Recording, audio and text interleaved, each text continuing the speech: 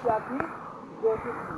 ज्योति यानी हमारे प्राण जो है, जो हम बोल पा रहे हैं, जो हम देख पा रहे हैं, जो हम समझ पा रहे हैं, उसमें मनुष्य क्या थी? ज्योति थी। हालेलुया। हालेलुया। और ज्योति अंधकार में चमकती है और परंतु अंधकार ने उसे ग्रहण न किया। यानी परमेश्वर जब वचन को लेके आया तो पहले वो ज्योति के समान था, उसको कोई नहीं देख सकता था और अंधकार उसे ग्रहण नहीं कर सकता। हालेलुया। हालेलुया। ज्योति हो जाता है जो सत्य होता है। सत्य होता है जो हम बातों को बोलते हैं, सही बात बोलते हैं, सही चीज़ों को हम बताते हैं, वो वचन होता है और वो सत्य होता है। हालेलुया। हालेलुया। कहता है छठवें वचन में देख सकते हैं, परमेश्वर की ओर से भेजा हुआ एक मनुष्य आया जिसका नाम यूहन्ना था। वह साक्षी देने आया कि ज्योति की साक्षी दे कि सबके द्वारा विश्वास करे। वह स्वयं तो ज्योति न था परंतु इसलिए आया कि ज्योति की साक्षी दे।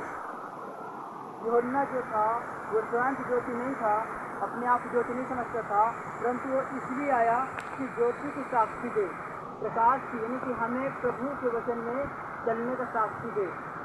प्रभु का आराधना में कैसे करना है, कब करना है, कहाँ करना है, ये वचन के द्वारा है। हालेलुया। हालेलुया। मतलब जो भी पहले था, वो जितने भी सृष्टि का रचना हुआ, जो भी हम कार्य करते हैं, जो भी बातों को बोलते हैं, वो वचनों के माध्यम से आया। हालेलुया। हालेलुया। और देखते हैं 9वें वचन में, सच्ची ज्योति तो मनुष्य को प्रकाशित करता है, जगत में आने वाली थी। वह जगत में था और जगत उसके द्वारा उत्पन्न हुआ और जगत में उसे न पहचाना। अब आज हम जो प्रभु मसीह में विश्वास करते हैं, वो हम उसे नहीं पहचान पा रहे हैं। चलो चलो चलो चलो। उसके सत्य के वचन को नहीं पहचानते, हम उसके आराधना में जब शामिल नहीं होते तो हम प्रभु को नहीं जानते। जब उसके वचनों पे नहीं चलते हैं तो हम प्रभु को नहीं जानते हैं, क्योंकि हमारा ज्योति प्रभु यीशु मसीह है। 11 वचन में देखते हैं, वह अपनों के भी अपने पास आया और उसके अपनों ने उसे ग्रहण नहीं किया, परंतु जितनों ने उसे ग्रहण किया उसने परमेश्वर के संतान होने का अधिकार दिया, अर्थात उन्हें जो उसके नाम पर विश्वास करते हैं, वे न तो लहू से, न शरीर की इच्छा से और न मनुष्य की इच्छा से, परंतु परमेश्वर से उत्पन्न हुए हैं। और वचन देहधारी हुआ और हमारे बीच में निवास किया और हमने उसकी ऐसी महिमा देखी जैसे पिता के इकलौते की महिमा, जो अनुग्रह और सच्चाई से परिपूर्ण है। यूहन्ना ने उसके विषय में साक्षी दी और पुकार कर कहा, यह वही है जिसके विषय में मैंने कहा वह जो मेरे बाद आने वाला मुझसे आगे है, क्योंकि वह मुझसे पहले था, क्योंकि उसकी परिपूर्णता में से हम सब ने पाया, अर्थात अनुग्रह पर अनुग्रह।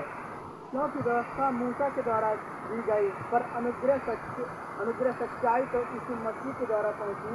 परमेश्वर को किसी ने कभी नहीं देखा, परमेश्वर इकलौते जो पिता की गोद में है, उसी ने उसे प्रकट किया।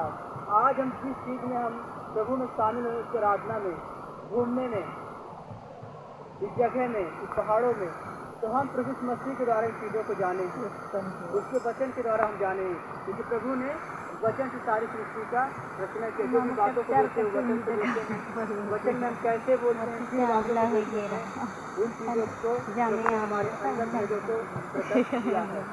और प्रभु को धन्यवाद हो कि हम इस जगह में शामिल हुए हैं और प्रभु की दया है कि हमारी संगति बनी हुई है और आने वाले समय से हम फिर यही आराधना में शामिल हो सकते हैं। यदि हम वचनों पे चलते हैं तो सचमुच हम प्रभु की महिमा को देखेंगे। हालेलुया। हालेलुया।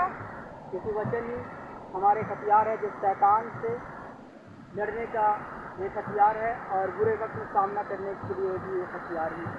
हालेलुया। हालेलुया। ठीक है, प्रभु के वचन पे संपन्न करते हैं। प्रभु आप सबको